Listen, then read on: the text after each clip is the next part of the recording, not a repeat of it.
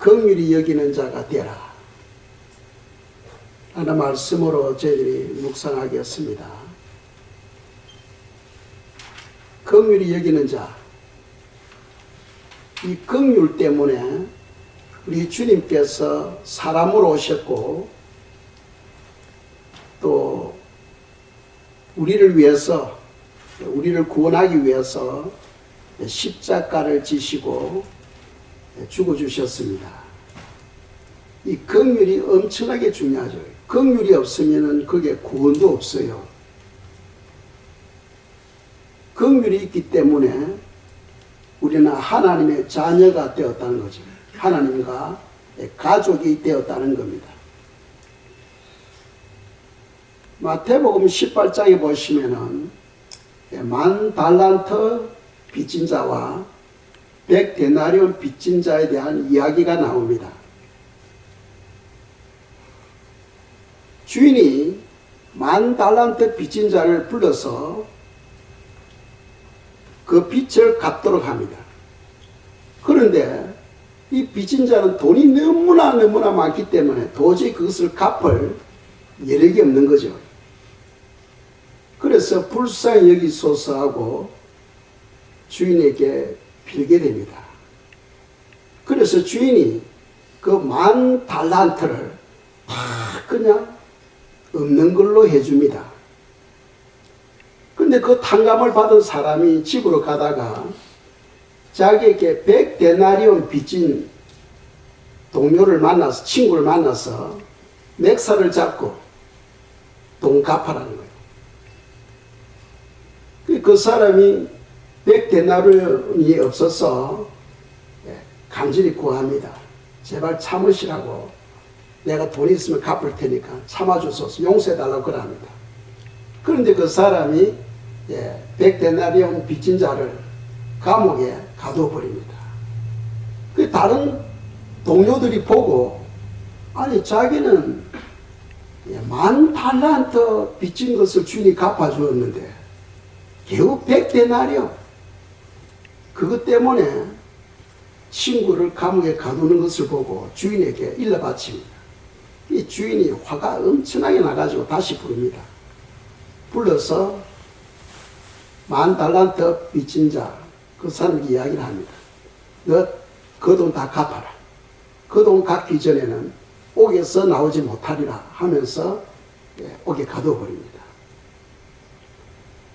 무슨 이야기냐 하면은, 우리가 남을 용서하지 아니하면은 하나님도 우리를 용서하지 아니하신다 하는 그런 뜻이에요.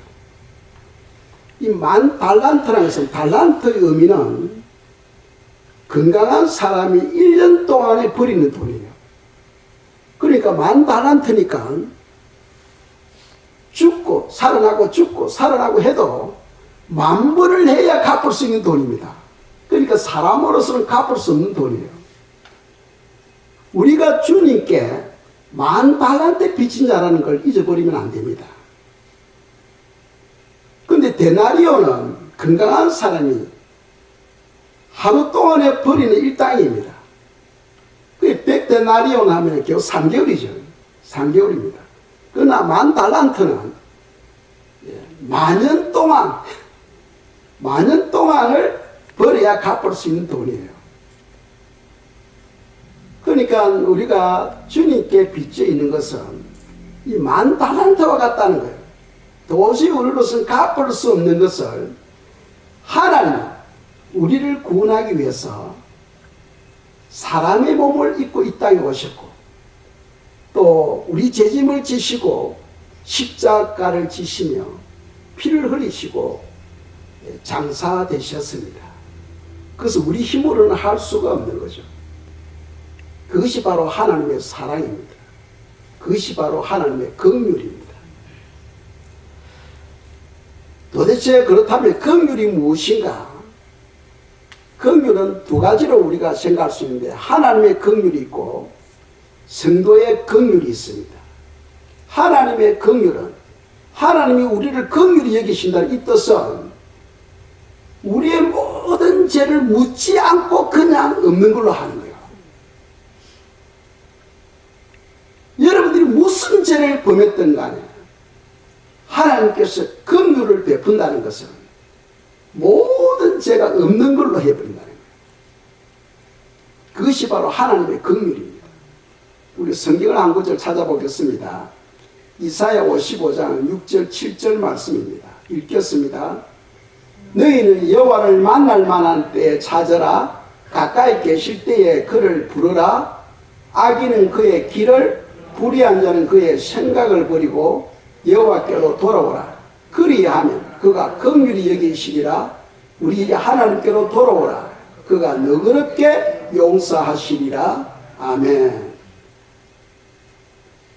하나님의 긍휼은 무엇이냐 하면 우리가 예수님 믿기 전에 무슨 죄를 지었던 간에 우리가 예수님께로 와서 주여 불쌍히 여기소서, 불쌍히 여기소서, 그동안 주님을 믿지 못하였나이다 할 때에 주님께서는 그 모든 죄를 다 없는 걸로 아신다는 거죠. 그것이 바로 긍휼이라는 겁니다. 내가 무슨 죄를 지었다 그거 모르잖아요. 죄 중에 가장 큰 죄가 하나님을 믿지 아니하는 죄입니다. 왜? 하나님이 우리를 만드셨기 때문에. 우리를 만드신 주인을 섬기지 못한다는 것은 어떤 죄보다도 가장 큰 죄예요. 그것을 회개하고 우리가 하나님을 믿을 때에 주님은 그 모든 죄를 다 씻어주신다는 겁니다. 아시겠죠? 그리고 또 우리가 예수 안에서 짓는 죄는 그냥 주여 용서해 주시옵소서 진심으로 우리 회개할 때 주님께서는 그 죄도 다 없는 걸로 해주신다는 겁니다. 그러니까 하나님의 긍휼이 얼마나 큰가 하는 것을 성경은 말씀하고 있어요. 누구든지 예수님께로 나아가서 우리가 지은 죄를 고백하면 주님께서 다 용서해 주신다는 겁니다. 긍휼은 성도들이 성화와 아주 밀접한 관계가 있어요. 우리 속에 죄가 있으면 영적 성장이 일어나지를 않습니다. 성도는 반드시 하나님의 긍휼이 있어야 됩니다. 하나님의 긍휼이 있어야 우리 속 사람이 영적으로 자라가게 되고 변하게 되고 아름다운 선한 열매를 맺을 수가 있습니다. 만일 이 긍휼을 받지 못한다면은 거기는 구원도 없는 거예요. 구원도 없고 변화도 일어나지는 않습니다.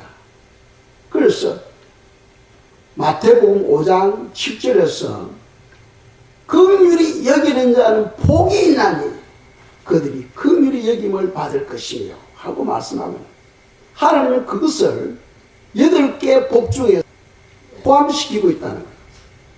그만큼 이 긍휼이 중요하다 하는 것을 성경 말씀하고 있고 또 주기도문에서도 말씀하죠. 우리가 우리 죄를 사하여 준 것 같이 우리 죄를 사하여 주옵시고 하고 주기도문에도 포함시키고 있어요. 그만큼 긍휼이 중요하다는 거예요. 내가 남의 죄를 용서할 때 하나님도 우리 죄를 용서하신다 하고 성경은 말씀하고 있습니다. 그래서 하나님의 긍휼은 묻지 않고 그냥 모든 것을 없는 걸로 해주신다는 거죠. 그것이 바로 하나님의 긍휼이다 하는 겁니다. 성도의 긍휼은 두 가지로 생각할 수 있어요. 성도의 긍휼 첫 번째는 형제의 죄를 비판하지 않고 불쌍히 여겨서 용서해 주는 거예요. 그게 바로 성도의 긍휼입니다. 우리는 남의 허물을 보면 막 판단하잖아요. 그 사람이 이랬대, 그 사람이 저랬대 하면서 비난하고 그런 영혼은 절대로 우리 교회에 오면 안 돼 하고 벽을 쌓기도 합니다. 그러나 성도의 긍휼이라는 것은 형제의 죄를 비판하지 않고 불쌍히 여기며 용서해 주는 것, 그것이 바로 성도의 긍휼이라는 거예요. 왜 그러냐 하면은 우리도 죄악 가운데 살고 있잖아요. 주님이 말씀하시기를 너 눈에는 커다란 덜보가 있는데 자기를 보지 못하고 남의 눈에 있는 조그마한 티를 보고 손가락질하고 비난하고 욕하고 하는 것은, 그것은 긍휼이 없는 거다. 긍휼이 없는 거. 우리가 우리 자신을 발견하게 되면은 남의 허물에 대해서 손가락질 할 수가 없는 거예요. 그래서 신앙은 우리에게 교훈합니다. 너 자신을 알라. 너 자신을 알라. 우리가 우리 자신을 알게 되면은, 내가 내 모습을 알게 되면은 절대로 남을 판단하거나 정죄할 수가 없는 거죠. 비록 남들이 제가 보인다 할지라도 기도는 할 수 있어요. 기도는 할 수 있지만은 남을 판단하거나 정죄해서는 안 된다는 거죠. 그것이 바로 성도의 긍휼이다. 그래서 한 가지 보면 야고보서 보겠습니다. 5장 9절에서 11절 말씀입니다. 읽겠습니다. 형제들아 서로 원망하지 말라. 그리하여 심판을 면하리라. 보라 심판주가 문 앞에 서 계시니라. 형제들아 주의 이름으로 말하는 선지자들을 고난과 오래 참음의 본으로 삼으라. 보라 인내하는 자가 우리가 복되다 하나니 너희가 욥의 인내를 들었고 주께서 주신 결말을 보았거니와 주는 가장 자비하시고 긍휼히 여기시는 이시니라. 아멘. 그 9절에 보면은 형제들아 서로 원망하지 말라. 그리하여야 심판을 면하리라 하고 말씀하고 있어요. 내가 형제를 비난하고 형제를 원망하고 형제를 판단하고 하는 것에 대해서는 도리어 자기 자신이 하나님으로부터 심판을 받게 된다 하는 것이 바로 야고보 선지자가 말씀하고 있는 거예요. 그러니까 성도는 남을 판단하고 비난하고 정죄하는 것, 절대로 그렇게 해서는 안 된다는 거예요. 그것이 바로 성도의 긍휼이다. 우리가 하나님으로부터 긍휼을 입었기 때문에 우리도 형제들에게 그런 긍휼을 베풀어야 된다 하는 것을 성경은 말씀하고 있는 거죠. 두 번째 성도의 긍휼이 무엇이냐 하면은 형제를 사랑함으로 도와주는 거예요. 형제를 사랑함으로 도와주는 것. 그것도 긍휼에 포함시키고 있다는 겁니다. 사무엘상 23장에 보시면은 사울 왕이 시기하여 다윗을 죽이려고 해요. 이스라엘 하면은 조그만한 땅입니다. 아주 조그만한 땅이에요. 그런데 사울 왕이 다윗을 죽이려고 찾아다니는 거예요. 그런 상황에서 그일라에, 이스라엘 땅 그일라에 블레셋 사람들이 전쟁을 일으켜서 침입하게 됩니다. 이제 블레셋 사람들이 가축을 끌고 가고 수확한 곡식을 가져가고 사람을 끌고 가고, 그렇게 되면은 그 그일라 지역의 주민들은 완전히 그죠? 초토화되는 거예요. 초토화되는 겁니다. 완전히 멸망하게 되는 거예요.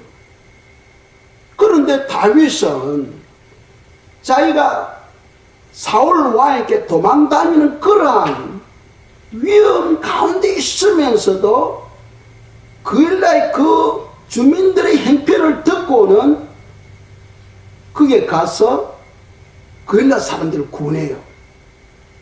블레셋 사람들을 물리치고 다윗을 따르는 사람들과 함께 그일라에 가서 그 주민들을 구원해 줍니다. 그 아무도 아는 것 같아도 엄청나게 위험해요.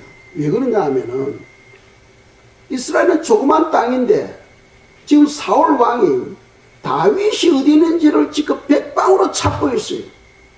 그런데 그일라에 다윗이 나타났다 하면은 군사들을 풀어서 완전히 고립시켜서 잡을 수 있어요. 소위 말해서 도간에 던지예요. 완전히 갇혀버립니다. 그럼에도 불구하고 다윗은 그일라 사람들을 불쌍히 여겨서 그 사람들을 도와주죠. 형제를 사랑하여 도와주는 것. 하나님은 그것을 다 기록하십니다. 기록하십니다. 그래서 이제는 다윗이 더 이상 도망갈 데가 없는 거예요. 그래서 다른 나라 블레셋으로 도망을 하게 됩니다.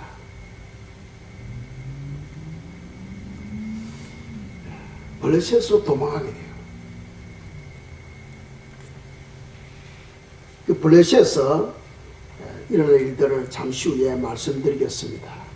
우리에게 주시는 교훈은 성도는 긍휼을 베풀어야 된다. 스가랴 선지자 시대에 그 스가랴 7장에 보시면은 이스라엘 백성들이 형제들을 돌보지 않고 또 나그네, 과부, 또 가난한 자 이런 사람을 돌보지 않는 것에 대해서 하나님께서 진노하시는 것을 기록하고 있어요. 진노하시는 것을 기록하고 있다는 거죠. 그래서 마태복음 9장 13절입니다. 읽겠습니다. 너희는 가서 내가 긍휼을 원하고 제사를 원하지 아니하노라 하신 뜻이 무엇인지 배우라. 아멘.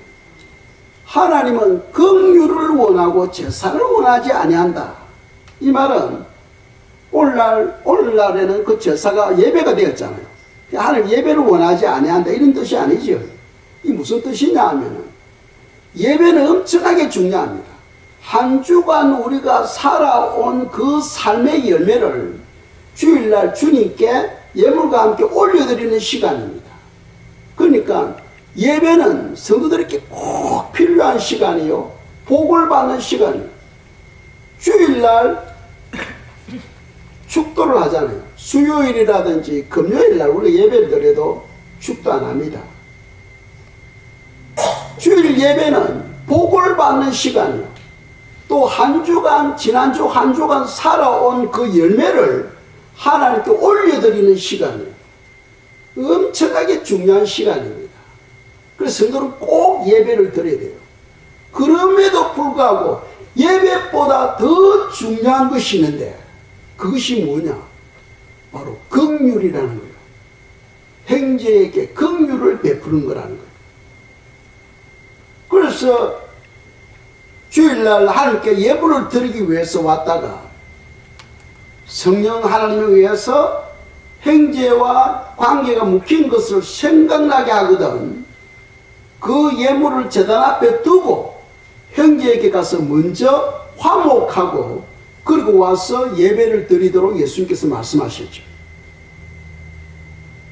예배보다도 더 중요한 것은 형제와의 화목이라는 거예요. 화목.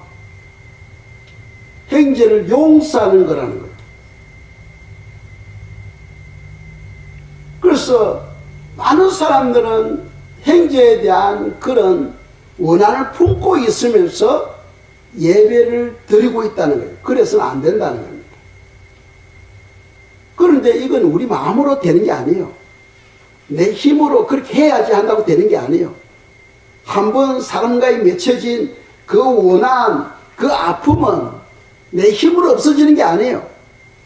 그렇죠? 그럼 어떻게 하느냐? 성령 충만 받으면 돼요. 성령 충만 무엇이냐? 그게 바로 사랑 충만이잖아. 성령의 열매는 사랑하고 나오거든요. 사랑의 열매가 맺어지는 거예요. 성령 충만 받으면 사랑의 사람이 되어서 미운 사람이 그냥 좋은 사람으로, 아름다운 사람으로 그렇게 보이는 거예요. 그냥 도저히 용서할 수 없는 영혼을 볼 때에 성령으로 충만한 사람은 그런 사람들이 뛰어가서 허가하며 사랑을 나누는 거예요. 그건 우리 힘으로 되는 게 아니고 성령 충만을 받으면 저절로 되어버리는 거예요. 저절로. 성령 하나님 우리 마음을 만져주시기 때문입니다. 그러니까 성경에 많은 율법이 있지만 그 율법은 지켜야 돼. 그런데 내 힘으로는 지킬 수 없어. 성령 충만 받으면 이 율법은 저절로 지켜져 버려. 저절로. 그걸 복음이에요. 저절로 지켜지게 되는 거예요. 내가 지킬 수 없는 것은 성령 하나님께서 막아주셔. 그 일을 당하지 않도록 막아주시는 거예요. 그래서 하나님의 영으로 인도함을 받는 그들이 바로 하나님의 아들이다 하고 이야기하잖아요. 그 성도는 항상 기도하여 성령 충만 안에 있어야 되는 거예요. 내 힘으로, 내 재능으로, 내 능력으로 말씀을 지키려고 하면 안 돼. 구약 사람들은 그렇게 살았어요. 그래서 실패했어요. 지켜야 되지만은 내 힘으로, 내 능력으로는 지킬 수 없어. 어떻게 하느냐? 기도할 때에 하나님께서는 성령을 부어주시고 그 성령 충만이 바로 사랑 충만이다. 사랑 충만. 그래서 내 속에 사랑이 임하게 되면은 모든 것이 그냥 아름다워. 나를 욕하고 비난하는 그런 영혼들도 아름다워. 그런 영혼들을 위해서 축복기도 해주는 거예요. 우리가 축복할 때 우리를 위해서 비난하고 욕하고 하는 사람에게 그 축복이 임할 수가 없어. 그러면 그 축복이 어디로 가겠어요? 다시 자기에게로 돌아오는 거예요. 다시 자기에게로 돌아오는 거예요. 그러니까 우리를 비난하고 욕하고 하는 사람들을 위해서 많은 축복을 해야 돼요. 그게 다 누구의 것? 자기 것이 됩니다. 자기 것. 아시겠죠? 자기 것이 되는 거예요. 긍휼히 여기는 자가 받는 보상이 무엇이냐? 조금 전에 우리가 묵상했잖아요. 긍휼히 여기는 자는 복이 나니 그들이 긍휼히 여김을 받을 것이며, 긍휼을 베풀 때에 함께 주시는 보상은 우리가 긍휼히 여김을 받는다는 거죠. 긍휼히 여김을 받는다. 그게 엄청난 복이라는 겁니다. 이 사무엘상 27절에 보시면은 다윗이 그일라 사람들을, 그일라 주민들을 구원시키고 난 후에 사울 왕 때문에 도망을 갑니다. 어디로 도망가느냐? 블레셋 나라로 도망을 가요. 그런데 블레셋 나라는 어떤 곳입니까? 그 사람들은 다윗에 대해서 이빨을 갈고 있는 사람들이에요. 다윗이 나이가 어렸을 때 다시 저 골리앗과 싸운 이야기, 블레셋 군사 골리앗 목을 침으로 인해서 많은 블레셋 사람들이, 이스라엘 백성들이 죽습니다. 그러니까 블레셋 사람들이 마음에는 다윗에 대한 큰 원한을 품고 있어요. 그런데 그곳에 지금 다윗이 도망을 간 거예요. 그 사자굴에 들어가는 겁니다. 죽으로 들어가는 거예요. 그런데 하나님이 지켜주셔. 어떻게 지켜주시냐면 다윗에게 지혜를 주셔가지고 바보 흉내 내는 게 바보 흉내. 벌새 날아가지고, 그 군사 아기스 앞에서 침을 질질 흘리면서 바보 흉내 내는 거예요. 그러니까 아기스 장군이, 블레셋 군사 아기스 장군이 다윗을 보니까 이 완전 미친 지거든요. 미친 자니까 이 미친 자를 내가 다툴 필요가 없는 거죠. 이 대학에서 그냥 내버려 둬버립니다. 그러면서 시글하게 그 말에 그 블레셋 시글하게 살도록 그냥 허락해 주는 거예요. 그냥. 그거 다 하나님이 아신 거예요. 왜? 그 나라에서 긍휼을 베풀기 때문에 하나님께서는 그것을 기억하시고 블레셋에서 다윗이 긍휼을 받게 하는 거예요. 긍휼히 여기는 자는 복이 있나니 그들이 긍휼히 여김을 받을 것이요 하고 말씀합니다. 성도의 긍휼, 행제의 죄에 대해서 불쌍히 여기며 죄를 용서하는 것, 또 두 번째로는 행제를 사랑하여 도와주는 것. 반드시 하나님은 그것을 기록해 놓았다가 갚아주시는 분이시다 하는 것을 성경 우리에게 말씀하고 있다는 거죠. 그래서 우리는 평소에 남을 긍휼히 여기는 성도들이 되어야 됩니다. 남을 긍휼히 여기는 성도들이 되어야 돼요. 그래서 한 구절 디모데후서 1장 16절 18절 말씀을 읽겠습니다. 원하건대 주께서 오네시포로의 집에 긍휼을 베푸시옵소서. 그가 나를 자주 격려해주고 내가 사슬에 매인 것을 부끄러워하지 아니하고 로마에 있을 때 나를 부지런히 찾아와 만났습니다. 원하건대 주께서 그로 하여금 그 날에 주의 긍휼을 입게 하여 주옵소서. 또 그가 에베소에서 많이 봉사한 것을 너가 잘 아느니라. 아멘. 그 16절에 보면은 오네시포로의 집이라고 이야기합니다. 그러니까 오네시포로가 사도 바울이 로마 감옥에 갇혀 있을 때에 부지런히 그 감옥에 찾아와서 사도 바울을 도와준 거죠. 도와준 거예요. 여기 보면은 그가 나를 자주 격려해주고 내가 사슬에 매인 것을 부끄러워하지 아니하고 합니다. 그러니까 형제를 사랑하여 용서해주는 것뿐만 아니고 여기서는 도와주는 것, 그것을 하나님께서 다 기억하시고 사도 바울이 오네시포로 그 집안 전체를 긍휼히 여겨달라고 기도하고 있죠. 기도하고 있는 거예요. 이 오네시포로가 사랑을 실천했을 때 사도 바울은 그 집안 전체에게 긍휼히 여겨 주시도록 기도하고 있다는 거죠.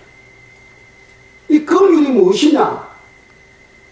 모든 환난이 올 때 하나님께서 보호해 주겠다는 거예요. 보호해 주겠다.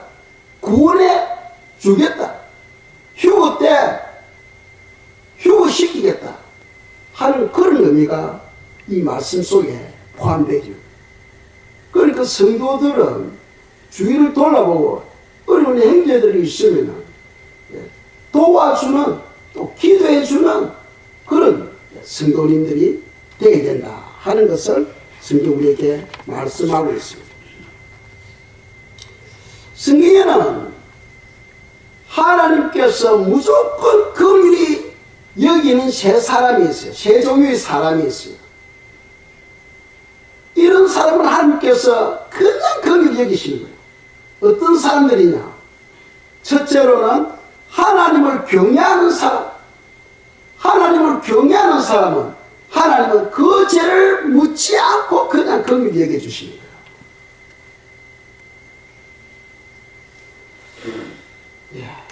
시편 103편입니다. 시편 103편 13절 14절입니다. 읽겠습니다. 아버지가 자식을 긍휼히 여김 같이 여호와께서 자기를 경외하는 자를 긍휼히 여기시나니 이는 그가 우리의 체질을 아시며 우리가 단지 먼지뿐임을 기억하심이로다. 아멘. 저나 여러분들은 티끌이에요, 티끌. 먼지와 같은 존재예요. 그러니까 우리가 아무리 길고 날고 뛰어도 그 수준이 먼지 수준입니다. 하나님은 우리의 최적의 행편을 다 아시는 거예요. 그런데 하나님을 경외하는 자에게는 하나님께서 긍휼을 베풀어 주신다. 그 성도들은 항상 하나님을 경외하는 그런 성도들이 되어야 돼요. 우리가 다 예수 그리스도를 믿잖아요. 그런데 성도이면서도 하나님을 경외하지 못하는 경우가 많아. 그런 경우는 어떤 겁니까? 두 주인을 섬기는 경우입니다. 하나님을 경외하는 자는 오직 하나님만이 나의 주인이시고 나의 왕이시고 나의 힘이시고 나의 구원이시다 하고 믿어야 되는데 성도가 두 마음을 품고 있는 거예요. 두 마음을. 한쪽은 하나님을 섬기고 한쪽은 다른 신을 섬기는 거죠. 물질을 섬긴다든지 명예를 섬긴다든지 또 다른 것을 섬기고 있을 때 두 주인 중에 더 잘 섬기는 것이 있겠죠. 그것을 성경은 우상 숭배다 하고 이야기합니다. 우상 숭배하게 되면은 그것은 하나님을 경외하는 것이 아니죠. 하나님을 경외하는 것이 아닙니다. 하나님이 제일 싫어하는 것은 바로 우상 숭배입니다. 우리는 하나님만 나의 힘으로, 나의 능력으로, 나의 구원으로 섬겨야 된다는 거죠. 그런 사람들에게는 하나님께서 긍휼을 베풀어 주신다는 거예요. 묻지 않고 그냥 그 죄를 덮어주시는 거죠. 두 번째로 하나님의 긍휼을 받는 자는 정직한 자예요. 오늘 많은 사람들이 세상과 탈바하며 살아가고 있어요. 그래서 쉽게 행편에 따라서 거짓말해요. 하나님은 그것을 기뻐하지 않습니다. 성도는 어떤 상황이든 정직해야 돼요. 절대 세상과 타협해서는 안 된다는 거죠. 사단은요, 거짓말쟁이잖아. 사단은 거짓말쟁이. 그러니까 형편에 따라서 자기에게 유익이 되도록 거짓말을 너무나 잘해. 그게 사단의 성품입니다. 그 우리 성도가 쉽게 거짓말한다는 것은 그 마음에 뭐가 있다? 어둠이 있기 때문에. 어둠이 있기 때문에. 마음에 어둠이 있으면 쉽게 거짓말해요. 그러나 하나님의 빛이 그 안에 왕성하게 있으면 항상 정직하고 진실된 만원이에요. 그런 사람에게 하나님께서 긍휼히 여겨주신다. 좀 실수하더라도 우리 수준이 먼지니까 좀 실수하더라도 주님께서 그냥 그 죄를 죄로 인정하지 않고 그냥 덮어버린다는 거예요. 그래서 성도는 항상 정직해야 된다. 세 번째로 하나님이 긍휼을 베푸는 자는 누구냐 하면은 자기 자신의 연약함과 타락한 세상을 바라보며 애통하는 자. 에스겔서 7장에 보시면은 그런 자에게는 천사들을 통하여 임하여 하나님의 인을 치게 하죠. 이 맞은 자에게는 하나님의 심판이 임하지를 않습니다. 그래서 성도는 자기 자신의 연약함, 내가 하나님을 경외하고 하나님의 말씀대로 살려고 하는데 내 힘대로 안 돼. 기도하려고 하는데 안 돼. 성경을 읽으려고 하는데 그게 안 돼. 자기 연약함 때문에 주여 불쌍히 여기소서. 마음은 원인데 삶이 따르질 않습니다. 불쌍히 여기소서. 또 세상의 타락한 환경을 바라보며 애통하는 자, 그런 자에게 하나님께서는 이마에 하나님의 인을 치어주시고, 이맞은 자에게는 환난 때 하나님께서 지켜주시고, 환난 때 하나님께서 보호해 주신다 하는 것을 성경은 말씀하고 있습니다. 이 애통하는 자, 이 성도는 눈물의 그릇이 되어야 된다 했죠. 성도의 눈에는 항상 눈물이 고여야 돼.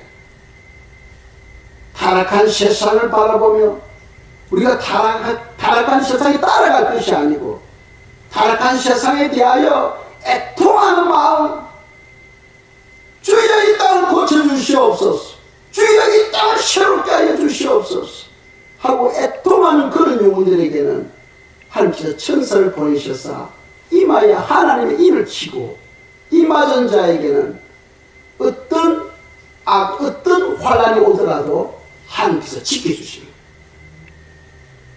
그런 자에게 긍휼을 베풀어 주신다 하는 것을 성경은 말씀하고 있습니다. 그리고 마지막으로 우리가 알아야 될 것은, 심판과 정죄는 하나님께 맡겨버려야 됩니다.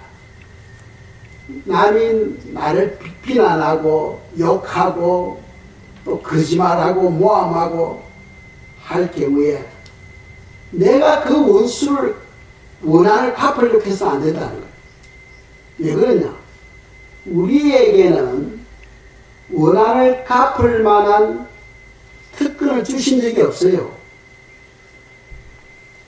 그걸 아셔야 됩니다. 우리에게는 그 원한을 갚을 만한 특권을 주신 적이 없어요. 원수 갚는 것은 하나님께 있다 하는 것을 성경 말씀하고 있어요. 그래서 한 구절 보겠습니다. 히브리서 10장 30절입니다. 읽겠어요. 원수 갚는 것이 내게 있으니 내가 갚으리라 하시고, 또다시 주께서 그의 백성을 심판하리라 말씀하신 것을 우리가 아노니. 아멘. 절대로 성도는 내가 그 원한을 갚겠다, 내가 복수하겠다, 그렇게 하면 안 된다. 원한 갚는 거, 복수하는 것은 하나님께 맡겨버리고, 우리는 그런 영혼들을 위해서 축복 기도해 줘야 된다는 거죠. 그런데 원한은 누가 갚아주느냐? 하나님이 갚아주셔. 하나님이 갚아주셔.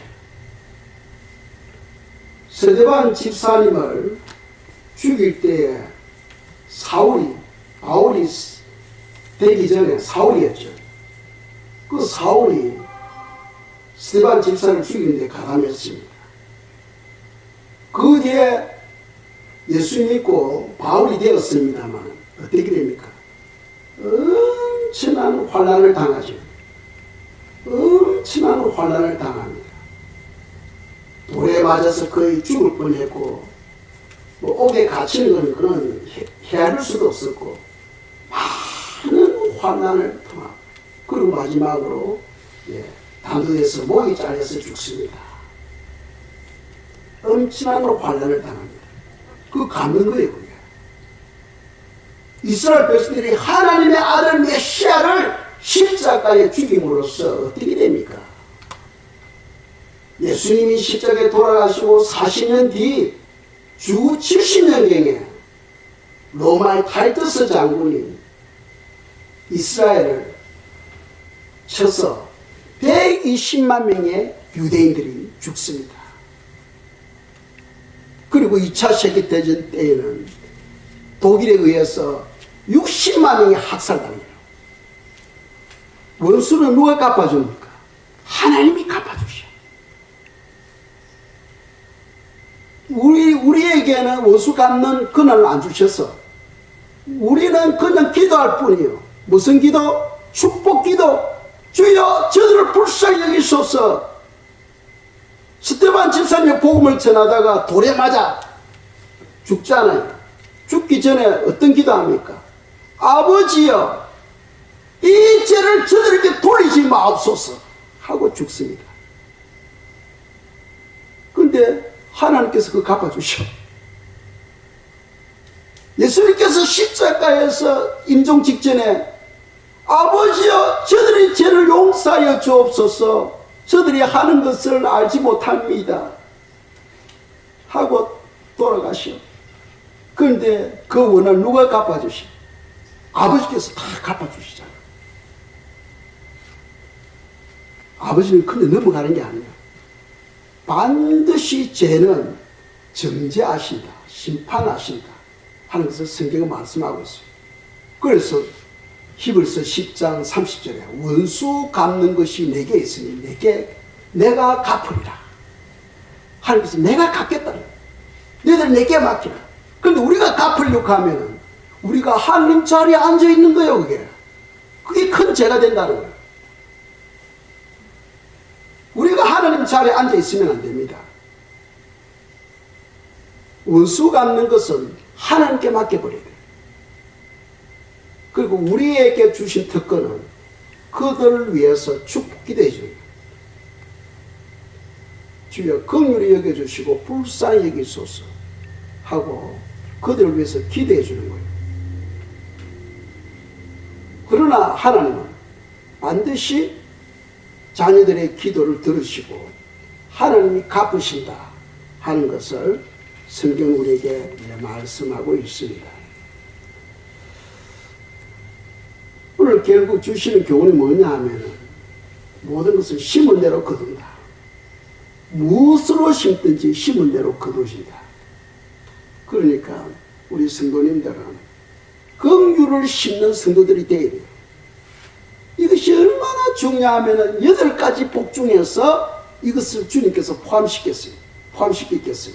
그만큼 중요한 거예요. 내가 남을 용서하지 않으면 하나님도 우리를 용서하지 아니한다 하는 것이 바로 성경의 가르침이죠. 오늘 이후로는 여러분 마음에 미워하는 사람, 원망을 품고 있는 사람이 있으면 안 됩니다. 다 털어버려야 돼요. 그런데 털려지지 않는 경우는 왜 털려지지 않습니까? 성령 충만을 받지 못했기 때문에. 기도해야죠. 성령이여 임하소서. 성령 하나님이시여 임하소서. 내 마음을 만져주시옵소서. 나를 새롭게 하여 주시옵소서. 나를 변화시켜 주시옵소서. 할 때 성령 하나님께서 사랑으로서 우리 마음에 임하시고 모든 미움을 변화시켜서 불쌍한 사람으로, 사랑의 사람으로 바꾸어 주시는 거예요. 그러니까 성도는 내 힘으로 법을 지키려고 해서는 안 돼. 지킬 수가 없어요. 성령 받으면 저절로 돼버려요. 그렇죠. 120명이 성령 받으니까 한순간에 바뀌어버리잖아. 왜 나는 믿음이 자라지 않습니까? 왜 나는 말씀을 읽어도 깨달음이 없습니까? 기도하세요. 기도하세요. 너가 받지 못하면 기도하지 않기 때문이다 하고 성경은 말씀하고 있어요. 이 시간 저희들이 기도하겠습니다. 우리의 삶 속에 긍휼히 여기는 열매가 풍성할 수 있도록 성령 하나님이시여 도와주시고 우리의 삶을 주관해 주시도록 기도드리겠습니다. 기도하겠습니다.